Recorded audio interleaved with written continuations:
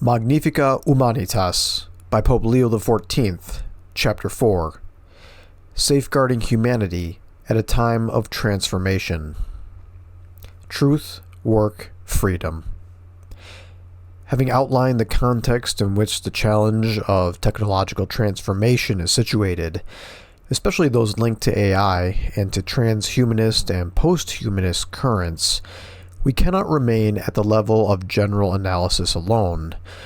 When languages and tools change, so do everyday actions and social relationships.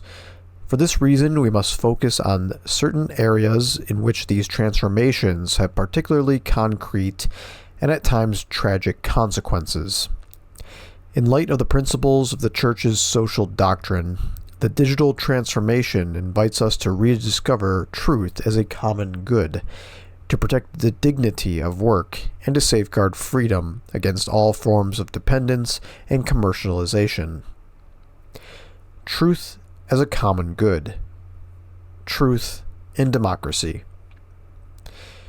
The use of digital platforms and AI systems is driving profound changes in public and political communication. Tools that could foster dialogue and participation are often used to construct disordered narratives and blur the boundaries between truth and falsehood, mixing facts with opinions. Disinformation did not begin with AI, yet today it finds a powerful amplifier in AI. The ability to manipulate content, images, and videos exposes people to biased or misleading perspectives. This problem has both cultural and moral dimensions, since the quality of public communication depends directly on social trust and, in turn, shapes it. At the same time, truthful information does not arise from centralized or automated control. In public discourse, the truth of facts has a rational dimension, as it requires verification, cross-checking of sources, and responsible argumentation. Moreover, it is deeply relational, built through bonds of trust and shared practices, as well as an honest exchange with others and with the world. Only the shared pursuit of the veracity of facts, perceived as a common good, can provide a solid foundation for just communication. Those who command powerful technological and economic resources, along with substantial human capital for intervention, possess significant capabilities for influencing cultural change. Ultimately, they can influence a significant number of people concerning the truth about humanity, the world, the meaning of existence, the family, and even God. This is pure power detached from truth, which subtly or overtly imposes what it wishes others to accept as true. At its root lies a deeper and often unrecognized sickness, the fact that modern man is wrongly convinced that he is the sole author of himself, his life, and society. This is a presumption that follows from being selfishly closed in upon himself. Consequently, people believe that they can construct reality, and that whatever best suits their claims corresponds to what is true. St. John Paul II reflected on the consequences of this crisis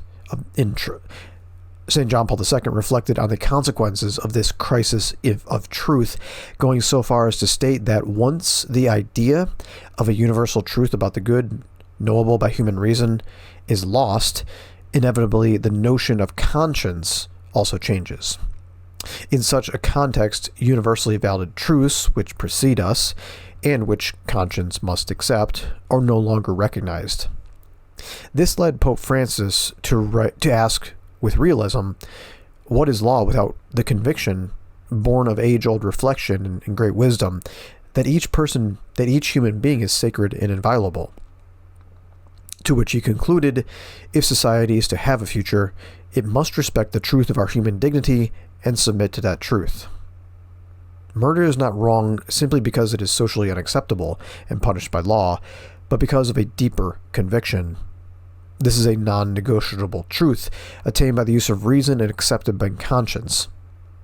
A society is noble and decent, not least for its support of the pursuit of truth and its adherence to the most basic of truths. The search for truth is an essential element of democracy, which is itself a means of contributing toward the common good. When questions about what is true lose their appeal, and a pragmatism takes hold that is content with what appears useful or effective, then democratic life is weakened. After all, democracy does not consist of rules and procedures alone, but above all of a solid concordance with the facts and a genuine commitment to the good of individuals and society as a whole. Indifference to the truth leads slowly but surely to a descent into totalitarianism, as the philosopher Hannah Arendt wrote. The ideal subjects of such regimes are not so much those who are ideologically convinced, but rather people for whom the distinction between fact and fiction, i.e., the reality of experience, and the distinction between true and false, i.e., standards of thought, no longer exist. Communication and the collective imagination. In view of this, it is important to recall that communication is not only the transmission of information, but it is also the creation of a culture. The content that circulates within digital environments shapes how people perceive the world and introduces into the collective consciousness images and narratives that direct our desires and influence our daily choices. This is not a parallel or purely virtual world, since what originates online now becomes a part of people's lives, especially the youngest.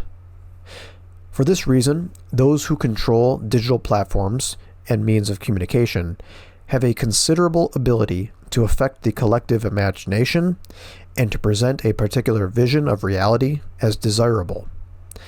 Such power should be constantly guided by the pursuit of truth and respect for human dignity, so that the culture fostered on the internet does not become an instrument of excessive distraction, homogenization, or dominance, but rather a setting in which inner freedom and critical thought can mature.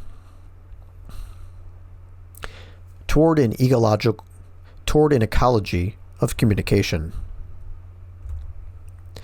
Our first task is neither to demonize nor idolize technological tools, but to utilize them on the basis of a fundamental principle, namely that truth is a common good and not the property of those with power or influence. We must therefore promote an ecology of communication.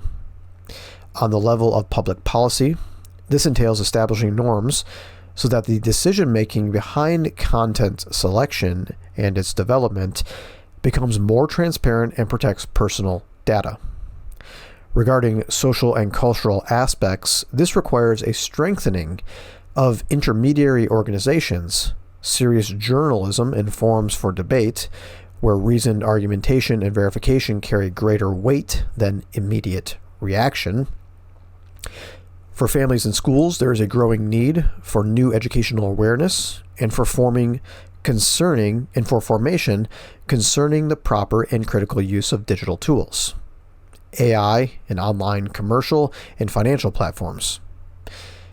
In universities, the principal challenge lies in the integration of knowledge, cultivating both the capacity to connect and synthesize knowledge in order to grasp complexity, and the skills necessary to verify facts. Christian communities, too, are called to commit themselves to transparency in communication, and to the honest pursuit of facts. Sadly, this has not always been the case. We have witnessed with shame the emergence of painful truths concerning even members of the church and ecclesial realities. In particular, some journalists, driven by a passion for truth, have played a crucial role in bringing injustices and abuses to light. To them, I wish to repeat the words that Pope Francis used in speaking to journalists. I also thank you for what you tell us about what goes wrong in the church, for helping us not to sweep it under the carpet, and for the voice you have given to the victims of abuse. Yet vigilance and transparency remain first and foremost a grave responsibility for the Church herself, and we must not wait for others to compel us to confront uncomfortable truths about ourselves. An educational alliance for the digital age. In an era when truth is often distorted in order to serve particular interests and communication strategies, the field of education assumes decisive importance. Yet rapid technological transformations reveal just how unprepared we are on the educational level. The pervasiveness of digital media fosters a culture of immediacy and hyperstimulation, which gives rise to fatigue, boredom, and apathy concerning the effort required for seeking the truth. Education, by contrast, is a long journey, requiring patience, and therefore needs time for development and for engagement with reality beyond appearances. This is a fundamental issue because every technology shapes those who use it. Educating people about the use of AI, then, involves teaching them to decide when and for what purpose it ought not to be used.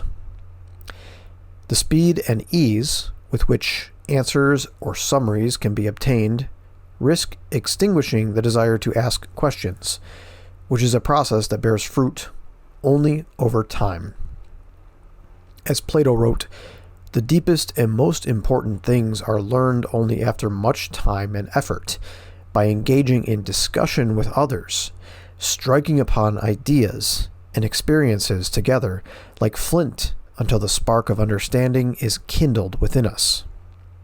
We must learn, then, how to exercise restraint in the use of AI and to protect our young people from the promise of the perfect machine, from that subtle temptation which renders human thought seemingly superfluous, precisely when it is most needed.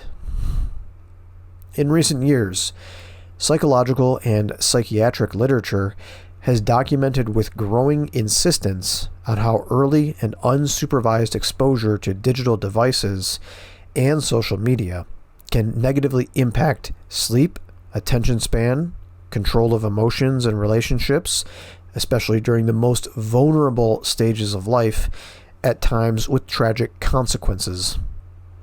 This is further aggravated by easy access to violent or degrading content that offends sensibility, to pornographic and hypersexualized material, to messages that trivialize the body and emotions, and to proposals that normalize risky behavior. Online phenomena such as grooming, blackmail, and the sexual exploitation of minors are not uncommon, and are made more insidious by the use of fake profiles, algorithms that facilitate dangerous contact, and AI tools capable of manipulating images and videos. Having a personal mobile device at too early an age and using it without adult supervision can exacerbate young people's vulnerabilities, foster addiction, and expose them to isolation, bullying, and cyberbullying, as well as to pressures to share intimate images or sensitive information. It is difficult for parents by themselves to resist the influence of business models that monetize attention and time. Therefore, it is essential to form an alliance among policymakers, educational institutions, and families that is capable of concretely supporting adults in this task. Far-sighted public policies are needed to oppose the immediate interests of platforms concentrated in a few hands, when they conflict with the well-being of minors. In this regard, interventions by legislators are appropriate for setting age limits, holding service providers accountable rather than shifting the whole burden of control onto families, and for providing specific protections against all forms of online sexual exploitation and violence. Thus can children and adolescents who are entrusted to our care be genuinely protected as a precious treasure. At the same time, it is also necessary to teach children, adolescents, and young people how to recognize manipulation, defend their dignity, and respect that of others in digital environments. The central role of schools. School is the place where new generations can learn to seek and love the truth, to reflect on the meaning of life, and to recognize the dignity of every person. For this reason, many parents who want their children to grow in the capacity to form relationships, develop critical thinking skills, and embrace solid values, place great expectations on schools as valuable partners in their children's education. Yet parents have the primary and inalienable right to choose the kind of education and formation for their children, in a manner consistent with their moral, cultural, and religious convictions. Today, the world of education faces a number of urgent challenges. The first challenge is socio-political. Both within the individual nations and across different regions of the world, significant inequalities persist concerning access to basic education and higher studies. In many nations, governments have not yet invested the necessary resources for guaranteeing a quality education for all, whether by adequately supporting the public school system or by assisting private institutions that offer this essential service. When a substantial portion of education at various levels is entrusted to private institutions, access to schooling may become overly dependent on families' financial means, especially in the absence of adequate public support. In the face of this risk, it is nevertheless important to acknowledge and encourage the contribution of the many private Catholic educational institutions which ensure inclusive access for children and young people of every background, even when families' economic circumstances would not otherwise allow it. The second major challenge is pedagogical. Many educational systems struggle to keep pace with change and to support the integral development of studies. The advance of information technologies and AI is rapidly rendering curricula obsolete that were designed for a different era. Meanwhile, the organization of schools, physical spaces, evaluation methods, and the role of teachers themselves must be rethought of in order to promote an authentically integral education that addresses every dimension of the person. It is necessary to support the ongoing formation of teachers throughout their professional lives so that they can engage positively with new technologies, helping students to use them responsibly, critically, and creatively, rather than passively succumbing to their influence. The third major challenge is intellectual and concerns knowledge. Without careful attention, an educational system lacking in a love for truth may emerge, in which an incessant flow of information replaces the essential exercise of research, reflection, and discernment. As knowledge becomes increasingly fragmented, it becomes difficult to grasp reality as a whole, to ask profound questions about meaning, or to develop authentic, critical, and creative thought. Many educators already report signs of dehumanization, where people may know many things but struggle to find direction in their lives, partly due to an inability to connect information with deeper knowledge or maintain a sense of purpose.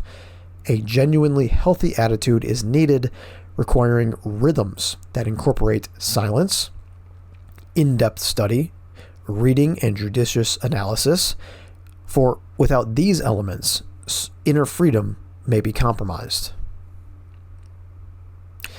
The Church's social doctrine invites families, schools, Christian communities, and public institutions to form a renewed educational alliance. This takes shape when fundamental principles are translated into educational goals, including teaching students a sense of moderation and limits, recognition of the rights of others and of future generations to enjoy the goods that are either provided for us or made available by human ingenuity. freedom and responsibility, and a sense of transcendence and the common good. Schools are not called to follow the pace of the digital world, but to offer that which the digital sphere by itself cannot provide, namely a shared time for learning and developing trustworthy relationships. The dignity of work at a time of digital transition. The value of work. Since the emergence of her social doctrine, beginning with Rerum Novarum, the Church has emphasized the protection of workers and the need to combat all forms of exploitation. Above all, however, the Magisterium has recognized in work the essential key to understanding the entire social question, since it is through their work that individuals develop many dimensions of their existence. In view of this, we can understand the great intuition of Saint Benedict of Nursia, who united prayer and work, showing daily activity to be a part of the human response to God's call. Created in the image of the Creator, our own work in some way continues His, for thereby we contribute to the progress of society and the common good, put to good use the capabilities we have received, improve and beautify the world, support our families, engage in cooperative relationships, and through listening and dialogue, learn to build together something that no one could achieve alone. For these reasons, work is not simply an instrument. It expresses and enhances the dignity of our lives. It is a requirement of the human condition, a normal path toward maturity, development, and personal fulfillment. In this regard, financial assistance to the poor may at times be necessary in emergencies, but it cannot become the sole response, since the goal is to enable each person to live with dignity through his or her own work. Today, the convergence of automation, robotics, and AI is rapidly transforming the very structure of work. It is said that this will bring great improvements for everyone. In reality, however, the new ways of working are not necessarily better. For while AI promises to boost productivity by taking over mundane tasks, it frequently forces workers to adapt to the speed and demands of machines, rather than machines being designed to support those who work. As a result, contrary to the advertised benefits of AI, current approaches to technology can paradoxically de-skill workers, subject them to automated surveillance, and relegate them to rigid and repetitive tasks. The need to keep up with the pace of technology can erode workers' sense of agency and stifle the innovation abilities they are expected to bring to their work. Precisely in order to avoid this drift, it is necessary to design systems that are centered on the human person and not solely on performance. The problem of unemployment. St. John Paul II recognized that unemployment is a grave evil. Indeed, when it reaches massive proportions, it becomes a true social calamity that especially requires the state to exercise responsibility. Today, amid the Fourth Industrial Revolution, this concern is even more acute, as innovation is often pursued solely for reducing costs and increasing profit. In some contexts, there is a legitimate fear of a significant and rapid contraction in available jobs that would create a chain reaction deeply impacting families, young people, and local communities. In many sectors, this can already be seen in new forms of job insecurity and inequality, characterized by an outsized remuneration for a highly specialized minority alongside declining wages for a large portion of the workforce. It is certainly desirable for technology to relieve humans of arduous, repetitive, or dangerous tasks and to provide intelligent support for human activity, yet the protection of employment opportunities and the irreplaceable role of the individual must remain the general rule.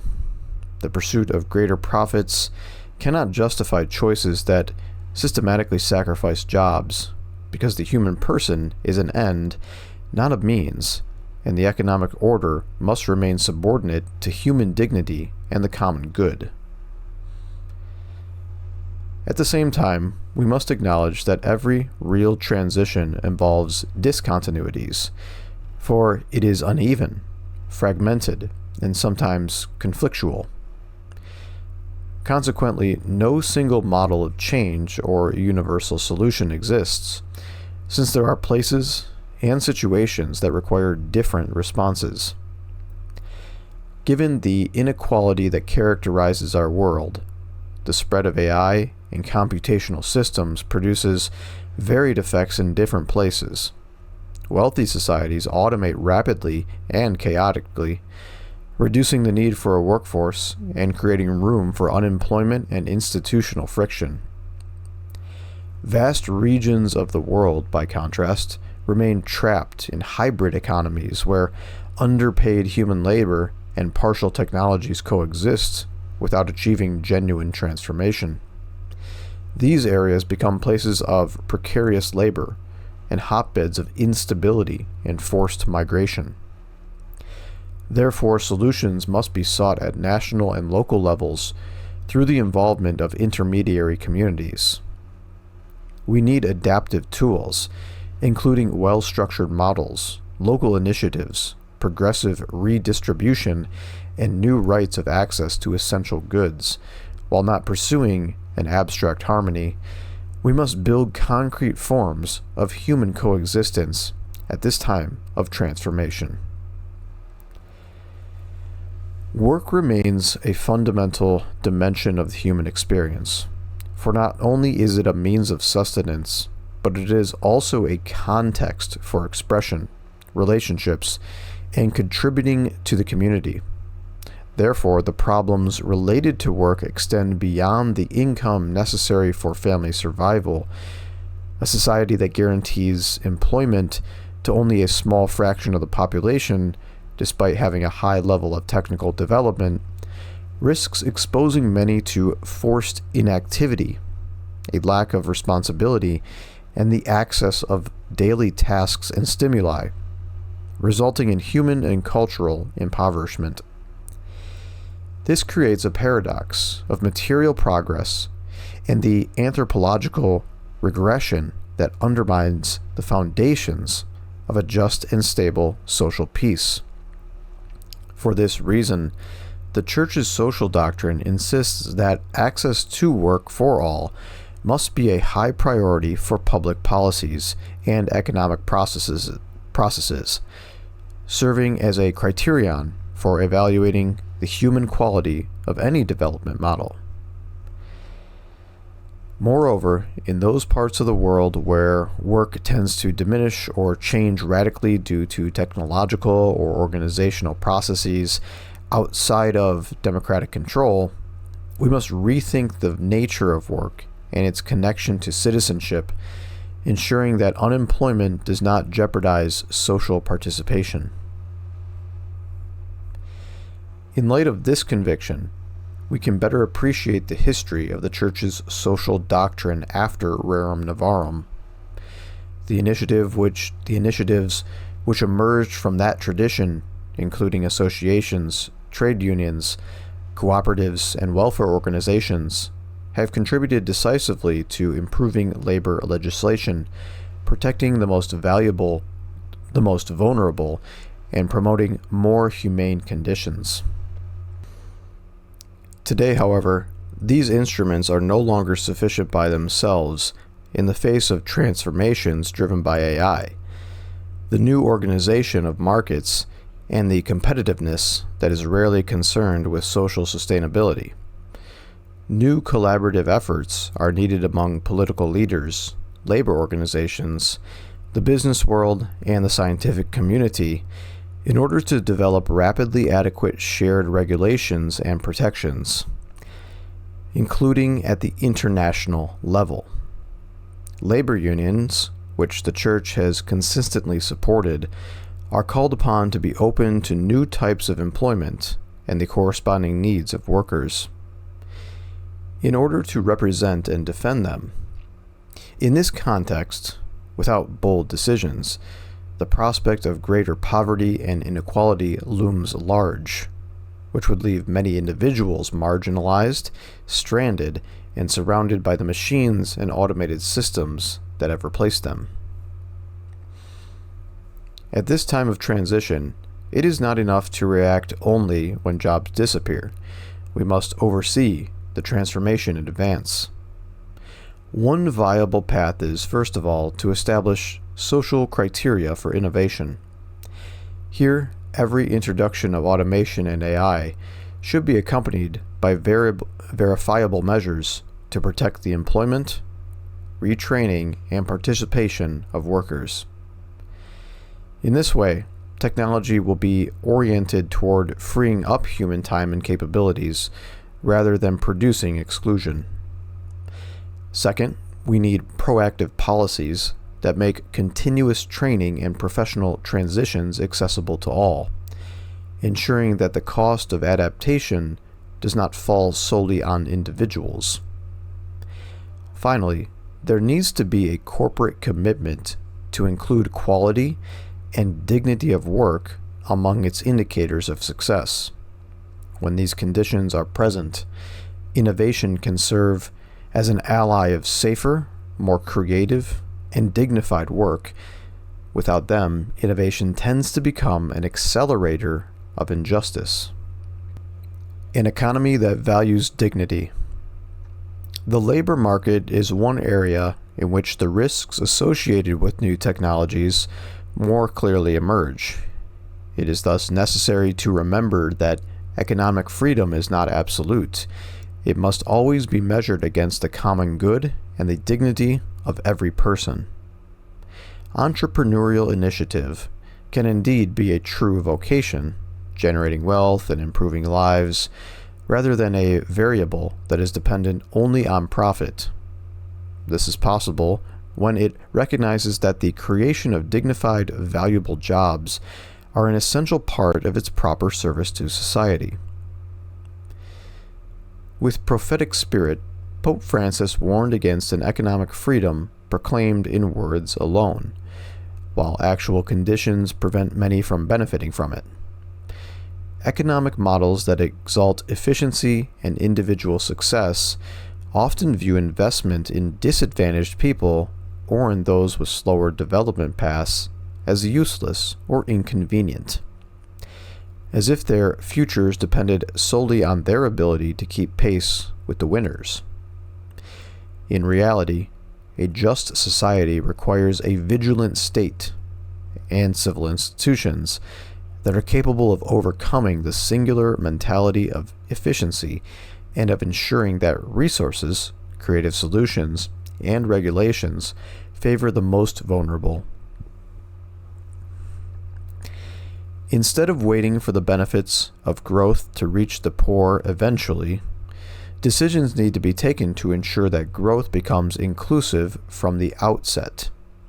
The experience of recent decades shows that in economic and financial crises, it is always the poor who pay the highest price, while the theories that promise automatic general prosperity often prove to be illusory. It is important to move beyond the current metrics of development, which for more than 80 years have been tied to the concept of gross domestic product, since these metrics almost systematically neglect aspects essential to the overall well-being of people and the environment.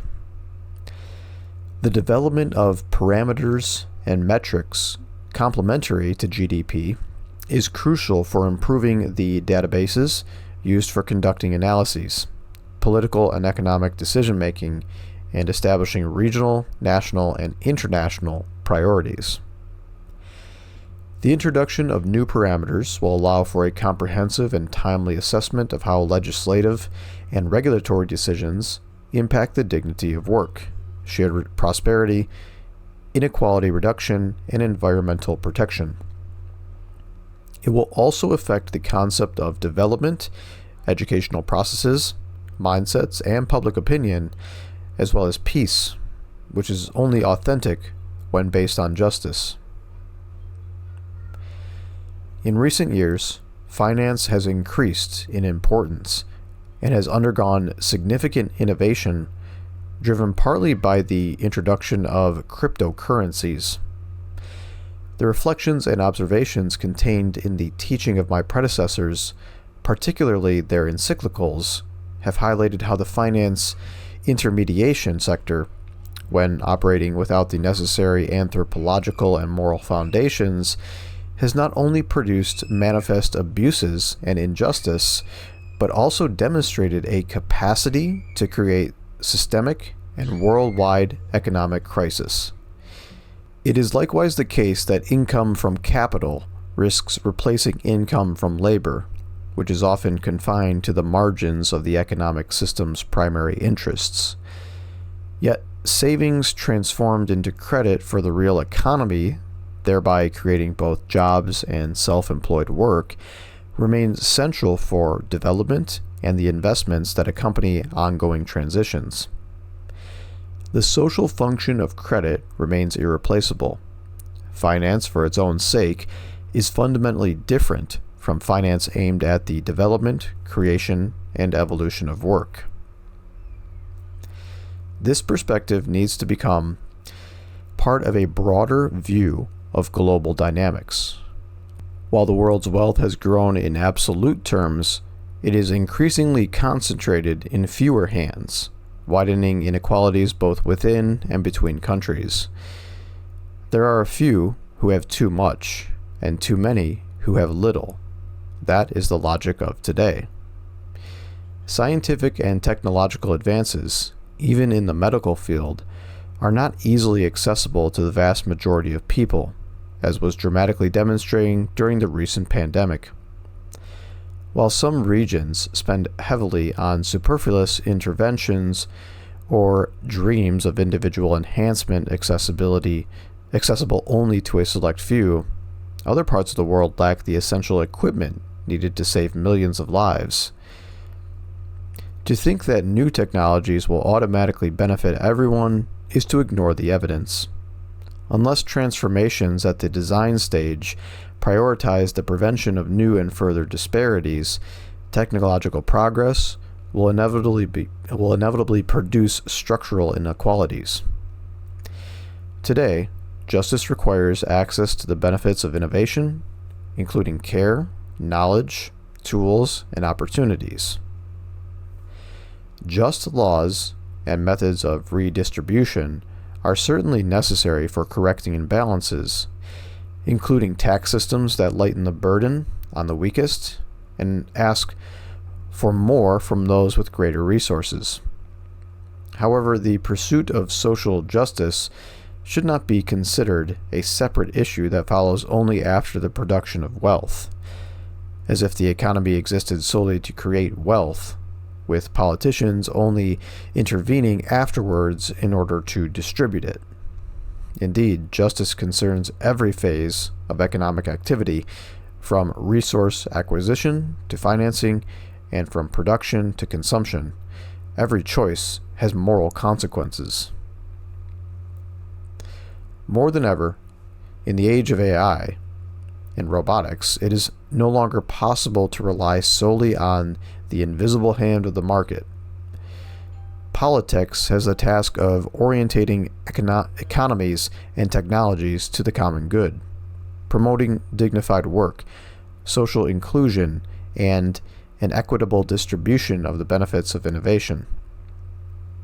Since many economic decisions transcend national borders, there is also a need for international cooperation capable of defining common strategies, especially in favor of the most vulnerable countries and people, in order to promote development and overcome welfare dependency. The thinking behind these choices is the immeasurable dignity of every person, the common good, and a world truly governed for everyone.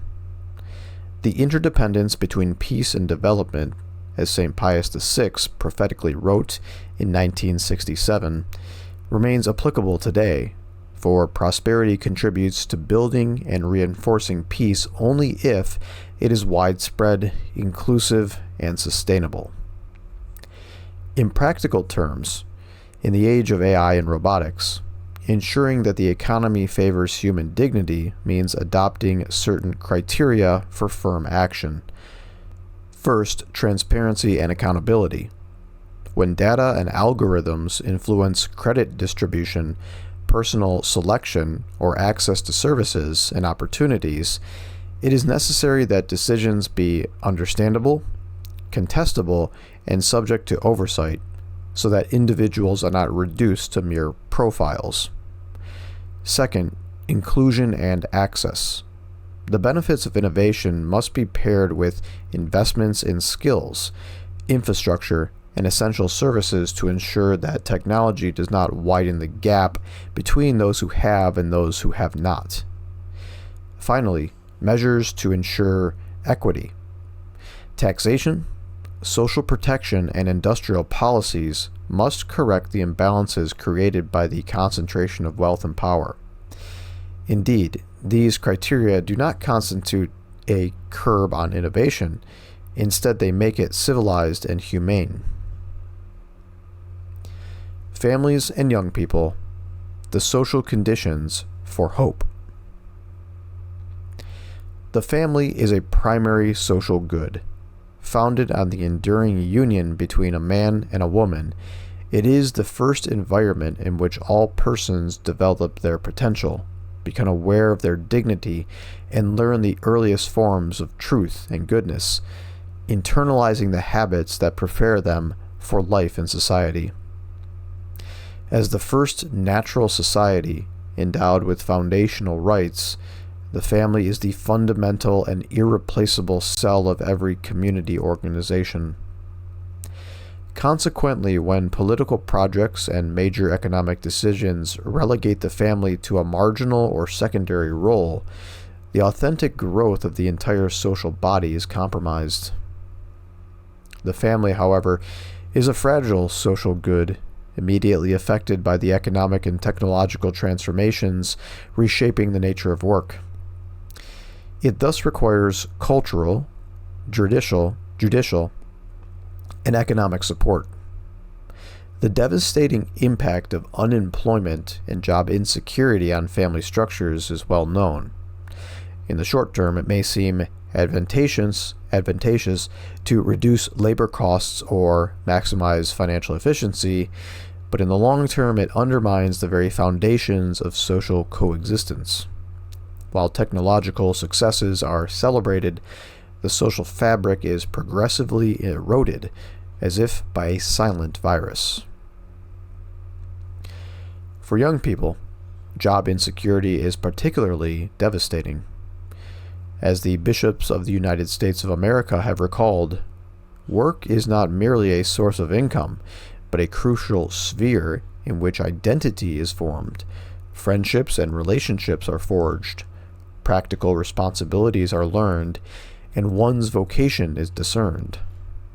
When access to work is hindered by high levels of unemployment, inadequate systems of training, or structural barriers, many young people find the path to their human and professional fulfillment blocked. The need to change jobs several times over the course of life requires that continuous updating and retraining be provided so that new generations can competently and independently face the risks of an economic environment that is both changing and often unpredictable. This gives rise to a specific public responsibility. The state has the duty to support business activity by fostering conditions favorable to employment, promoting work where it is lacking, and defending it in times of crisis, since it is a primary good for families and for society. Particularly in the age of continuous technological transformation, we need a political creativity that will promote work and place the family and coming generations at the center. Otherwise, our economic progress will translate into new forms of insecurity and exclusion. Supporting families and young people in this transition requires choices that make stability feasible. As has been noted above, labor policies need to promote continuity and the quality of employment, countering insecurity as a normal condition of life, and encouraging realistic paths for entry into the workforce for professional growth. Second, measures are needed to ensure a healthy way of living, for without a proper balance between work, leisure, and rest, families are weakened and the young people struggle to develop a sense of responsibility. Furthermore, it is essential to invest in accessible education and retraining so that the professional mobility demanded by the digital economy does not become a harsh selection between those who are able to update their skills and those who cannot. Finally, social ties must be supported, with networks and educational communities that accompany life choices and prevent uncertainty from giving rise to loneliness or addictions. If implemented, these technological transformations can be navigated without undermining the capacity to build the future, which is what makes a society prosperous. Protecting freedom against dependencies and commercialization, dependencies and societal control. Having reflected on truth in education, work, and families, we must now consider the impact of the digital revolution on human freedom, addressing risks to both the mental health of individuals and broader social challenges. The subtler forms of addiction linked to the digital attention economy should not be underestimated, since platforms and services are often designed to capture users' time and attention, exploiting their vulnerabilities and weakening their inner freedom. When business models thrive on human weakness, the person is treated as a means rather than as an end. Those who design or finance such systems bear a moral responsibility that cannot be ignored. There is an urgent need to promote technologies that strengthen interior freedom by fostering education in digital sobriety and the protection of minors, thus countering models that exploit vulnerability. A further risk, less visible but no less serious, is that of social control made possible by the massive collection of data and use of algorithmic systems. When every action, movements, purchases, relationships, and preferences leaves a trace, a new form of power emerges, namely the power to profile, predict, and influence behavior, often without individuals being fully aware of it. If such kinds of data are used to make decisions affecting concrete opportunities, such as access to credit, employment, or essential services, there is a risk of undermining freedom and discriminating against the most vulnerable. Furthermore, control is exercised not only through explicit prohibitions, but also through the architecture of visibility. What is amplified or rendered invisible, what is rewarded or penalized, ultimately shapes opinions and choices, fostering conformity and self-censorship. For this reason, freedom in the digital age is not merely a matter of interiority, but also a public concern. It calls for clear rules, transparency, the possibility of recourse, and proportionate limits on the use of intrusive technologies, so that technology will remain at the service of the human person and not become a form of control over consciences. At the root of these problems lies a technocratic and post-humanist mentality that tends to regard the human person as an object to be manipulated or a resource to be optimized, removing all safeguards against the unchecked pursuit of profit. What prevails is efficiency rather than respect for freedom and human dignity. Some post-humanist currents even go so far as to envision second-class human beings, subordinate to the interests of elites who consider themselves superior. This troubling prospect becomes all the more serious when combined with technological tools that exponentially increase the capacity for control and selection. Even certain forms of structural indebtedness, which keep entire peoples in conditions of dependence, reflect the same mentality in new forms that tolerates relationships of subordination akin to slavery. Breaking the chains of new forms of slavery. This distorted view of the human person is reflected today in various forms of servitude directly linked to the digital economy. Nothing in the world of AI is immaterial or magical. Every seemingly immediate and flawless response is the result of a long chain of mediation involving vast networks of natural resources, energy, infrastructure, and above all, people. A significant part of the digital economy's functioning relies on the silent work of millions of people engaged in essential yet largely unseen activities, such as data labeling, model training, and content moderation, often involving disturbing material. In many cases, these workers are young people, predominantly women, working under demanding conditions for minimal wages. Adding to this invisible labor is the even harsher work of extracting the resources required for the production of the devices and microprocessors on which AI depends. In some regions of the world, children and adolescents work in dangerous conditions, crushing the materials from which rare earth elements are extracted. The bodies of these people are scarred, injured, and worn down so that computational flow may continue uninterrupted. Furthermore, criminal networks use online platforms, messaging systems, anonymous payment methods, and profiling techniques in order to recruit, control, and transport victims of trafficking, very often minors, reducing men and women to data to be tracked and packages to be moved around within the same digital circuits that support much of the global economy. This reality deeply challenges the moral conscience of our time.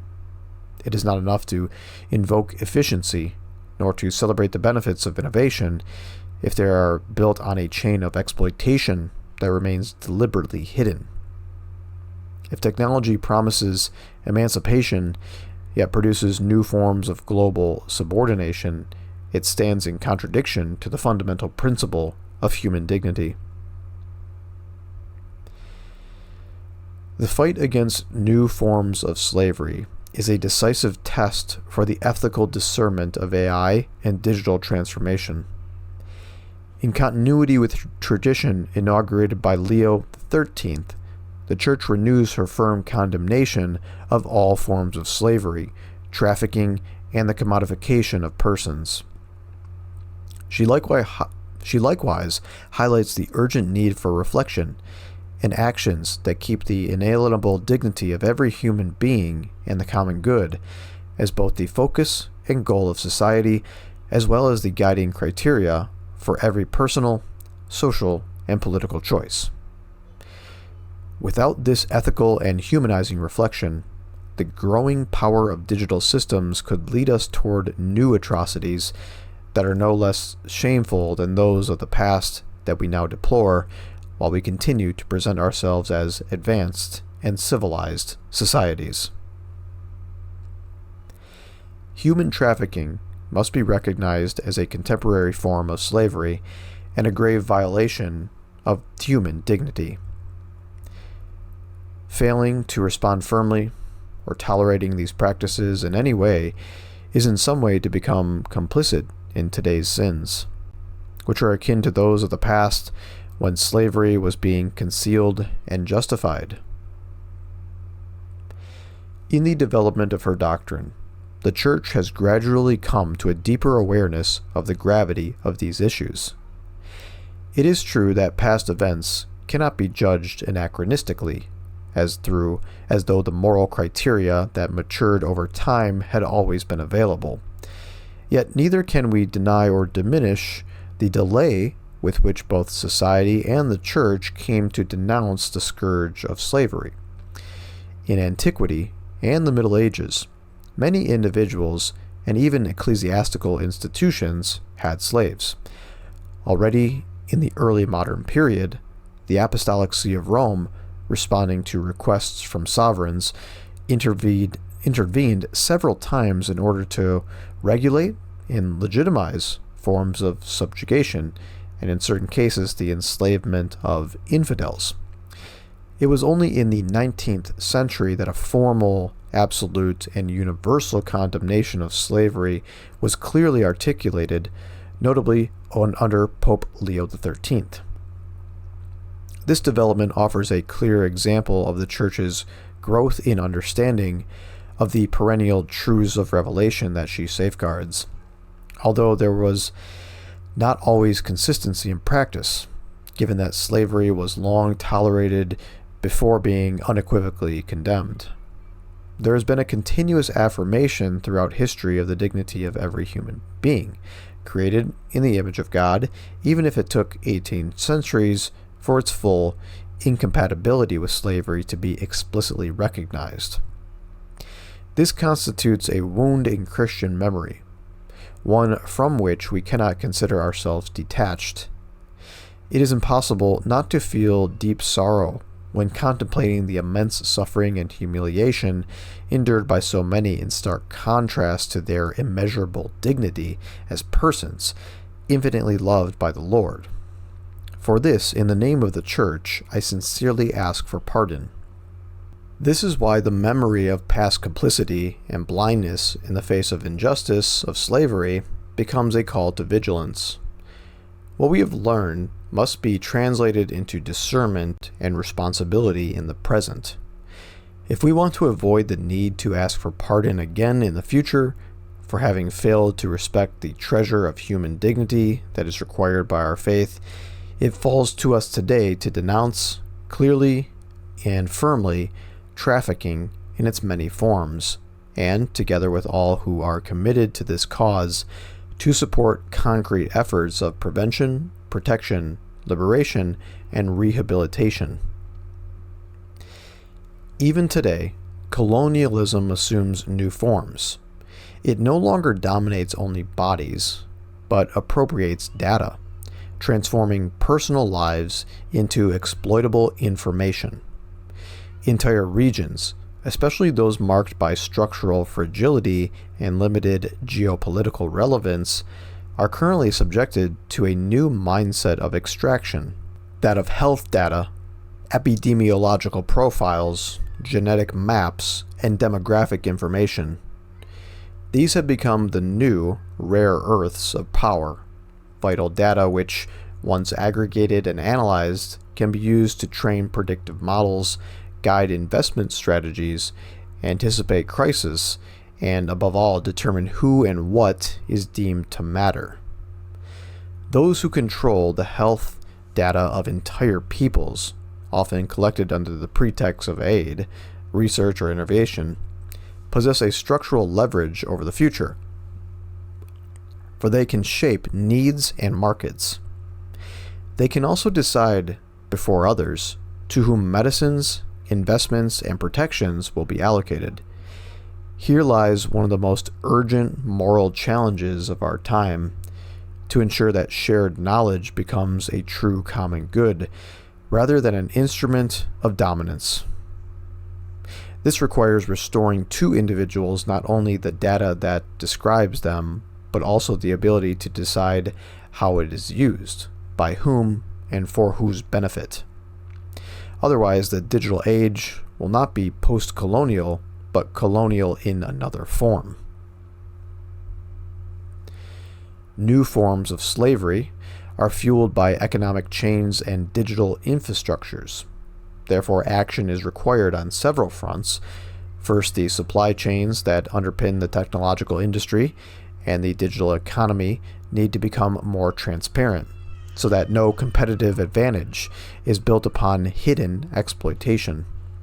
Second, companies and investors need to adopt clear criteria for preventative ethical verification, due diligence, placing among their priorities the protection of workers, the fight against forced labor, and the assessment of the social impact of data-driven business models.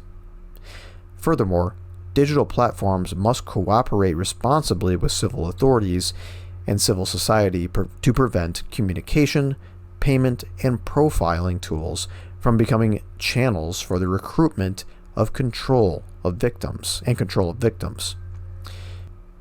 When such efforts converge, the digital environment can be transformed from a space of exploitation into one of protection, prevention, and the promotion of human dignity. A shared responsibility. The various areas just considered, the search for the truth in public life, education in the digital environment, the transformation of work, the fragility of families, and new forms of slavery, are not isolated phenomena. Rather, they reflect a common underlying issue, namely, that if technology becomes the ultimate criterion, the human person risks being reduced to data, a cog in a machine or a commodity. If, however, technology is integrated with a wise perspective, it can become an instrument of growth, justice, and fraternity. From this perspective, the social doctrine of the Church calls for a shared responsibility. It asks that these processes be guided with foresight by institutions capable of regulating without stifling and protecting without taking over, by businesses that recognize work and dignity as measures of success, by intermediary organizations and educational communities that rebuild trust and relationships, and by citizens who cultivate responsibility, moderation, discernment, and a sense of truth. Only in this way can innovation genuinely serve integral human development, rather than becoming a source of exclusion and dominance.